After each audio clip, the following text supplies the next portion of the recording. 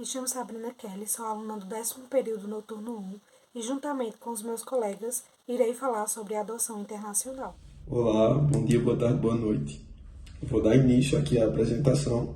Vou ficar com a parte de conceito, questão de importância e como é que se dá. O Instituto da Adoção, ele veio justamente para suprir essa disparidade que existe para com essas pessoas. E o mesmo se dá também no direito internacional. No caso do direito internacional privado, que é o que nós estamos estudando agora nessa matéria, há que se falar principalmente da Convenção de Haia, que foi onde deu início, sabe, o pontapé da adoção no direito internacional mesmo. Foi assinada em Haia em 29 de maio de 1993. Pois bem, entrando agora na adoção a nível internacional, como é que ela se dá mesmo, a gente tem que analisar que existe uma diferença entre locais, né? No caso, a internacionalidade disso. Ou seja, uma criança que é residente em um país e a pessoa que vai adotar é residente em outro país, certo?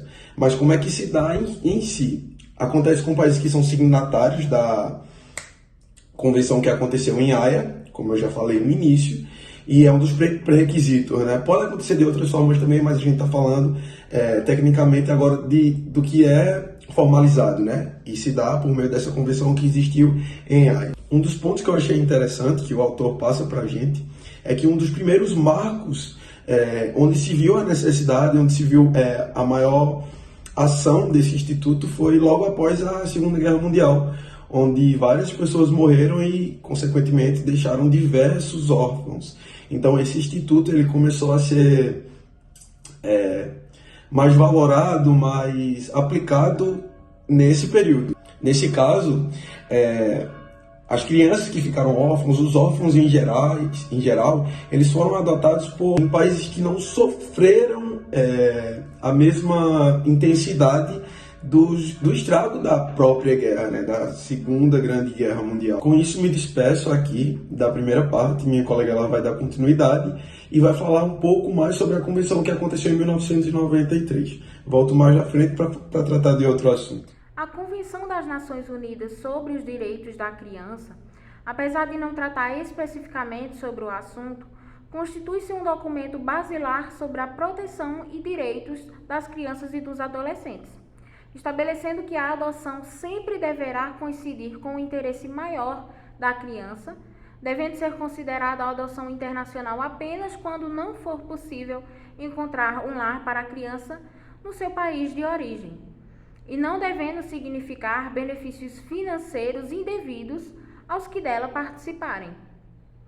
Ao encontro de tantos esforços da comunidade internacional em estabelecer princípios e regras básicas sobre a adoção internacional, adveio, após anos de estudo, a Convenção sobre Cooperação Internacional e Proteção de Crianças e de Adolescentes em matéria de adoção internacional, aprovada em 29 de maio de 1993, incorporada ao ordenamento jurídico brasileiro pelo Decreto número 3.087, que estabelece regras basilares a serem observadas pelas autoridades dos países engajados em cada processo. Trata-se de princípios que, se forem cumpridos, darão a ambos os estados envolvidos a garantia de que não houve venda, tráfico, coação, sequestro ou indução ao abandono e que os pais adotivos eles estão aptos, tanto jurídica como psicologicamente, a receber a criança adotada. Observa-se hoje, na ordem jurídica brasileira, um pluralismo de fontes sobre a adoção. A Lei número 8.069 de 90, também conhecida como ECA, e os tratados internacionais que foram ratificados pelo Brasil. Os principais tratados internacionais são a Convenção da ONU sobre os Direitos da Criança, de 1990, a Conferência Interamericana de 1984 e a Convenção de Haia de 1993. Acentua-se que o Estatuto da Criança e do Adolescente continua a reger como uma lex specialis à adoção internacional devido à menção expressa do Código Civil de 2002. O pluralismo referido tem se mostrado bastante protetivo dos direitos humanos das crianças e adolescentes e o meio mais eficaz de combate ao tráfico de menores e outras mazelas brasileiras da década de 70 e 80 do século passado, que por vezes utilizavam a adoção internacional para o seu acobertamento. Dando sequência agora ao tema que foi escolhido por nosso grupo, a gente vai falar do Brasil como país de origem do adotado, certo? O que a gente pode falar disso é que não importa em si de onde se dá a origem da criança que vai ser ou dos pais. O que vai pesar nesse caso seria a residência, ou seja, o domicílio da criança ou dos adotantes. Outro ponto a ser analisado é que o ECA instituiu o Estatuto da Criança e do Adolescente, que tem que existir alguém que faça a manutenção disso. Não a manutenção, pode-se dizer, mas que eles estejam lá observando, analisando a situação para ver se está certo ou não, sabe? Alguns agentes específicos que eles instituíram para cuidar desse trabalho. E no caso, esse agente instituído pelo ECA é o próprio Estado. O próprio Estado ele tem que estar vigiando, sabe? Essa manutenção que deve existir em relação às crianças por diversos outros problemas que podem ocorrer, como tráfico e várias outras coisas, né? Bom, outro ponto a ser analisado é que tem que se exaurir alguns requisitos para que possa haver essa levada da criança para fora, certo? São 3 eles. Primeiro, a colocação da família substituta é a solução adequada para o caso concreto. Eles vão ter que analisar o caso concreto para ver se aquela família lá é o melhor para a criança, porque a gente sempre vela pela criança. O Estatuto da Criança, ele sempre vela pela criança.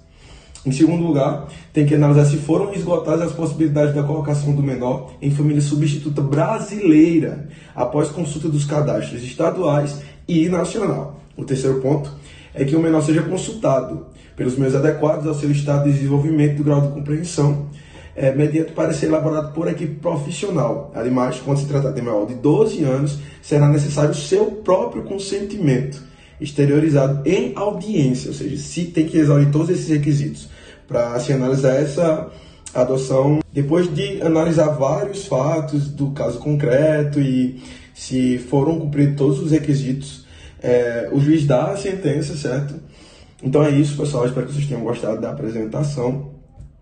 Espero que tenhamos sido o mais claro possível para vocês, para que o assunto em si seja digerido e que vocês possam ter aprendido bastante. Muito obrigado pela atenção. O artigo 23 da Convenção sobre a Adoção Internacional dispõe que os países signatários atribuem plena eficácia à sentença de adoção prolatada por juiz do estado de origem do adotando. Assim, consideramos razoável afirmar que, ao ter eficácia e produzir efeitos jurídicos, essa sentença terá o condão de conceder a nacionalidade do país de acolhida caso este adote o critério de atribuição de nacionalidade pelo jus sanguinis.